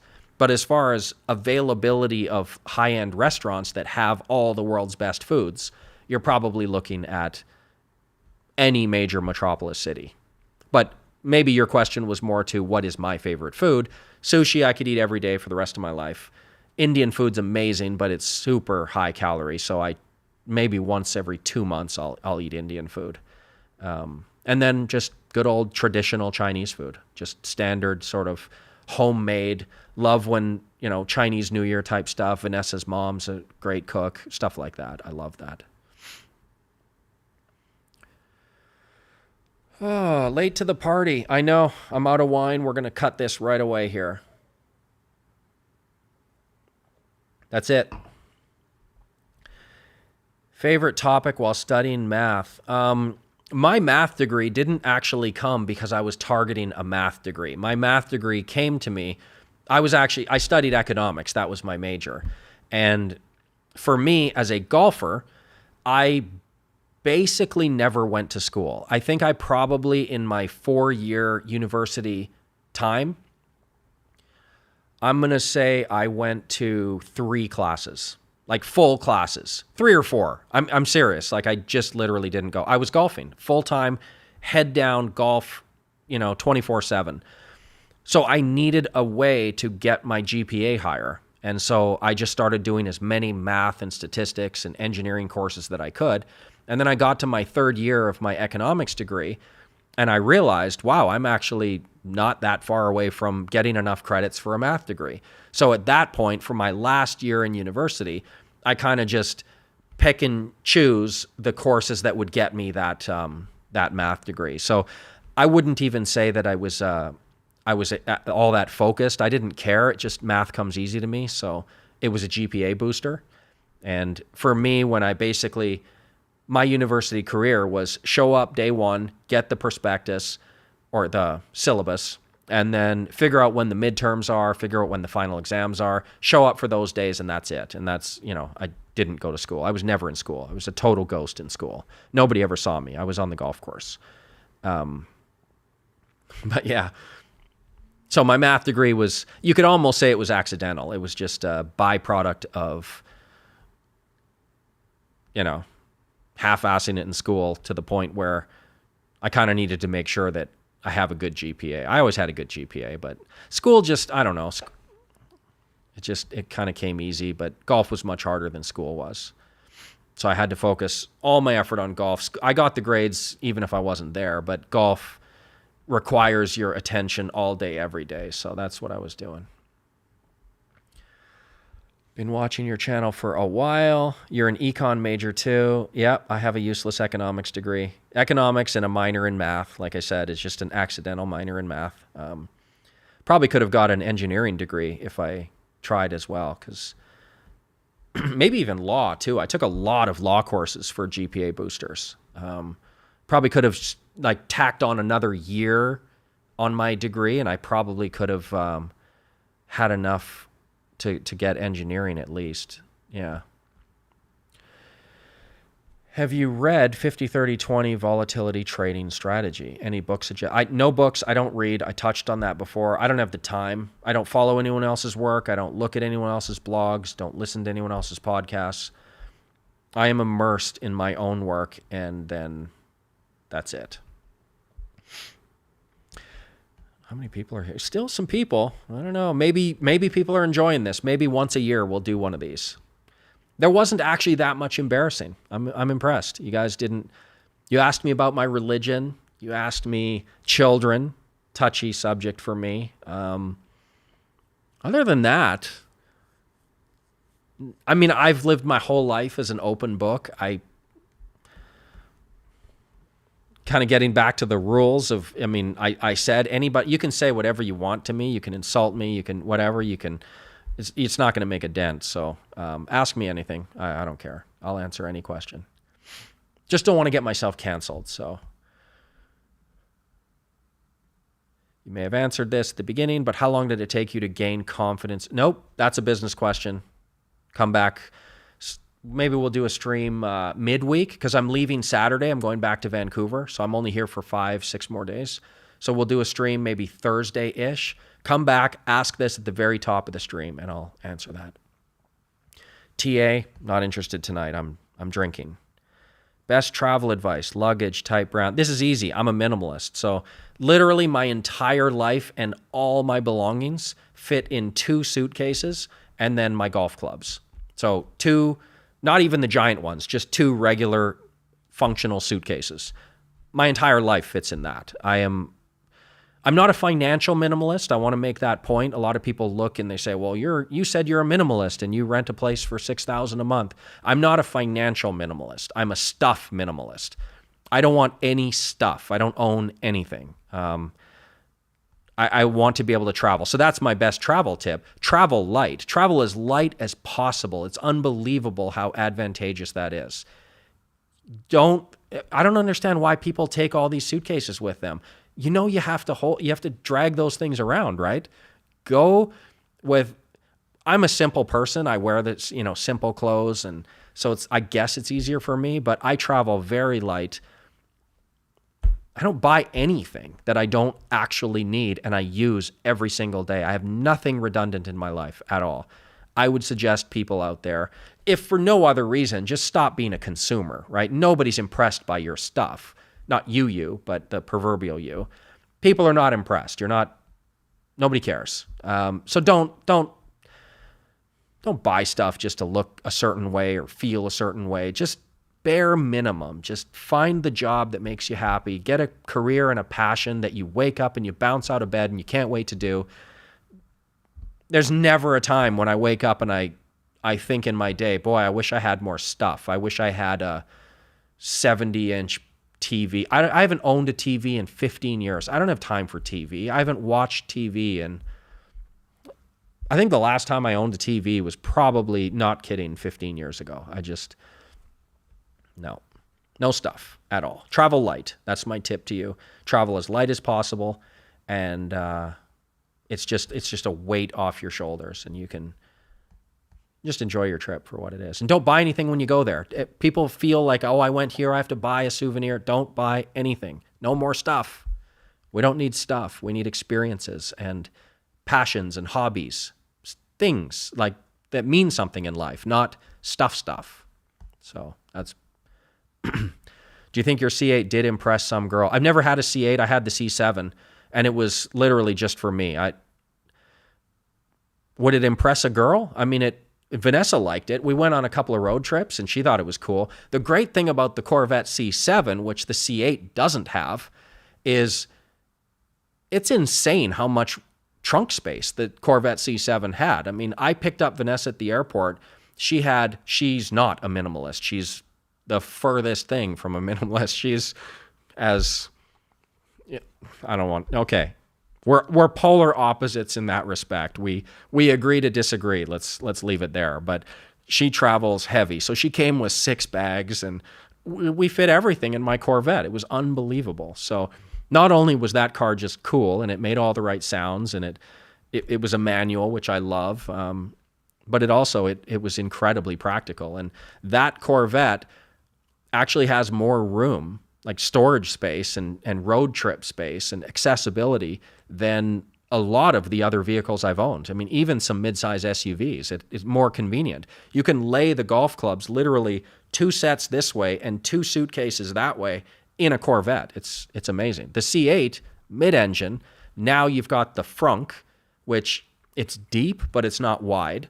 And then you've got the back, which is very wide and deep, but it's not wide and deep, but not what am I saying? I don't know. Brain freeze here. But you can only fit 1 set of clubs in there, and it's a shame. I would have preferred they made the C8. Who cares about track times? Who cares about lap speeds? Nobody's racing their Corvette. If you want to race something, you get a Ferrari or a Porsche or something. Nobody races their. Well, maybe they do. I don't know. But I would have just preferred them keep the standard massive trunk space in a Corvette. It's the thing that it's the greatest sports car in the world. So it's a shame. Okay, I think some people drag around cases under the mistaken impression that they're actually simplifying their travel arrangement by bringing all the extra stuff. Could be. I just look at it as a nightmare. Travel light. And life-wise, like, it's just my brain, obviously. Other people can do what they want, but it's stress. When I look at stuff, it's stress. And I don't do it, again, I'm not a financial minimalist, but if it was for financial reasons, minimize your life, because stuff is expensive, right? This is my phone. This is an iPhone 7 Plus, pink. Why do I have a pink iPhone 7 Plus? Well, obviously I could go buy a new phone if I wanted. I have this because this was Vanessa's old burner phone. I don't care about cell phones. The only thing I do on my phone is text. That's it. I only text Vanessa. That's it. So this is what I mean. Like I could buy whatever I want, but that's an example of why would I go out and buy a brand new phone? I mean, it's nothing. It's a phone. It's a small expense, but I'm not going to do it just because I want to look like I've got the latest thing. I use a pink iPhone 7 and I don't care what people say about me. I just don't. I'm not a consumer, but I have a lot of nice things in my life because if it's useful and I need it, then I get it. Like the camera, it's good. My computers, I buy the top of the line computer because I'm on it all the time. Cars, I have no problem. If I am ever in Canada, maybe I'll buy something really cool. But I buy nothing that I don't absolutely need in my day-to-day life. And maybe try it for a year, and then if it sucks, then just call me crazy and go back to your life. But try. Give it a shot. You might be surprised. Have you ever took anyone by the hand to teach them one-on-one? What, golf? No. If you mean investing, no. Yep, drive a stick shift. My first car, my parents had this deal when I was growing. Well, my mom gave me her old car, which was a 1983 Honda Civic. Total beater, rusted out. It was a manual. Loved that car. Called it the Icebox because in the winter in Calgary, the air condition or the heater doesn't work. So it would fog up the entire vehicle. And in the middle of the winter in Calgary, I had to wind down the windows and drive with my head out the window. So it was the Icebox, and I loved that car. And then I drove that for about a year. And then when I was 17, my parents had a deal where they would pay half the money if I raised the money and then buy a car. But I've never had a job. So what I did is I gambled on the golf course and I saved all the money from all the gambling that I would do. I'd take the rich members out on the golf course and, bet them $50 a hole. And 2-3 months through the summer, I had $2,000. So my parents gave me $2,000 and I bought a $4,000 car, Honda CRX. I don't know about the age of the audience here, but that was my second car. I had a black stick shift Honda CRX that I got in my last year of high school. And ever since then, I've just been manual. And I hope that never goes away. I mean, one of the reasons I don't buy cars, well, because I don't live in the place, but even if I did, Ferraris, Lamborghinis, they don't make stick shifts anymore. So I'm a Porsche guy. They still make them. Corvette did, now they don't. Super disappointing. But yeah. It's just, you're driving, right? You want to feel like you're driving. You're probably young, unless you're with me, and then there you go. But a lot of younger people just don't get it. They'll always say, well, dual clutch transmissions are faster. Yeah, granted. But do I care if my car goes around a lap in 109 instead of 112? I don't care. I don't race my cars. If you're not working through the gears, are you even driving? I don't know. Would you be interested in doing a space travel like Bezos recently or to Mars? I'd probably be one of the very first to volunteer for something like that. I think that, yeah, I've always been super interested in space. I think it's a real shame the space program was basically scuttled. Yep, I'd go to Mars if they let me go. I'd probably, yeah. Absolutely. I'd sign up for that for sure. Digital nomad going to Mars. Absolutely. Sign me up. Would you like to obtain a pilot's license for small aircraft so that you can fly? No.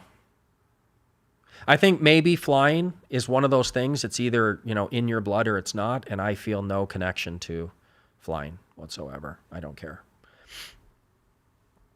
My first stick shift was a Boss Ford Festiva. It was a crap car, but I felt emotional about letting that thing go. Yeah. Well, I mean, if my car was crap too, the reason I got it for $4,000 was because it had massive hail damage. So it should have been probably $6,000, and I couldn't afford $6,000. And so I got a $4,000 beater car. Absolutely loved it. And yeah, the roof had hail damage. Even in that car, it wasn't quite the Icebox, but it wasn't a great car, but I loved that thing. So you got to appreciate the crappy things in our lives, because then it allows us to appreciate the finer things when you finally work and get them. I drove a stick in high school in college, but not since kids. Go back to it. Give it a shot. So that was Vancouver 2018 to 2019. I had that car. Yeah, loved that car. I don't know if I have a picture of that old thing. I think I do somewhere. There's one. There's my Corvette. This picture here. I loved it. It was great. It was cool. V8. It was loud, and I'm immature and I need that V8 sound. So stick shift, red interior. It was fun. I kept it I think I had it for 16 months or something. And then I'm not living there. So I basically used it when I was there for a little bit, and then I sold it. Hopefully I'll get another one someday. I'm never in a place very long though. So, all right, maybe last one. What kind of question is this? I guess this is kind of some of the things that I thought certain people would ask. Do I ever get hit on by other men? If so, how to handle it? That's a weird question. Okay, number one, yes, I do get hit on a lot by men, especially in Taiwan. There's something about, I don't know, me. I'm not a beard guy. Somebody in a previous stream asked me, their question was, he said, are you some kind of metrosexual? Why do you not have facial hair? Something like that. My answer was pretty simple. A, Vanessa doesn't like facial hair, and I'm completely indifferent to facial hair. I could grow it or I could not grow it. I don't care. So default to what she likes, and there it is. I have no facial hair. But there's something about this that, yeah, men hit on me in Taiwan. As far as the other part, if so, how to handle it, exactly how I would handle it if a girl hits on me. Say thanks. I'm dating someone. What do you mean? If a person hits on you and you're unavailable, you politely tell them that you're unavailable. Don't you? I don't know. Don't really understand the question. Where's the photo with the raven? With the raven that, if I was super superstitious, I might think was my dad. It's this one. Love this picture. Nothing special about the picture. It's just I can remember sitting there with this raven, and of course spread my dad's ashes in this river. So it's meaningful to me. There's the raven. Oh wait, I didn't show you that. What am I doing? Did I show you the other thing? Yeah, this is it. Anyway, this is the raven. What else have we got? Since people like to look at the photos, there's my car, there's my cat, here's Calgary with all the snow. This is Lake Louise, beautiful place, me golfing, Vanessa doing yoga. There's my little buddy, Dee Dee. Loved that guy. Now there's my car again. Kind of missed that car. This is Whistler, so this was a fun trip. This was a road trip that we had the car filled, literally I couldn't see anything. We had so much stuff in the car there, and that was a great road trip. Perfect car for that road trip. So yeah, you can go through those pictures. All right, one more. Beards are a trend that come and go, like hair length. Yeah, I'm indifferent. I don't care. I don't think I could grow a full beard, and plus I'm gray. Like I don't know if you can see, but my hair is, I don't dye my hair. This is what it is, and it's gray. I don't know what it looks like on camera, but I'm old. I'm getting old, and my beard is definitely gray. Sometimes I'll go a week without shaving, and it's gray. So I'd have to do something about that. But she doesn't like it, so Taiwanese people typically don't like it. I don't know if it's because Taiwanese people themselves have a hard time growing really thick, burly, manly beards, so they just get used to the clean-shaven look, but I'll do whatever she wants. I don't care. Most expensive liquor I ever had. I don't particularly like expensive things. Like when I buy this, I typically buy wine. Costco in Taiwan sells wine, and they have a good selection. So we typically I'll go there and I'll buy everything in sort of the 500 to 1200 NT dollar range. So that would be 500 is what, $15, 1200 is $40. So anywhere from $15 to $40, I'll sort of just buy everything in stock. And then Vanessa and I drink wine together. That'll last a month, and then we'll go do it again. So most expensive liquor I ever drank. I've drank it wasn't any better, but I've had maybe $1,000 bottle of wine. I didn't buy it. I mean, that's insane. I don't buy expensive stuff like that. But somebody let me share some of their $1,000 wine. It was wine. I don't know.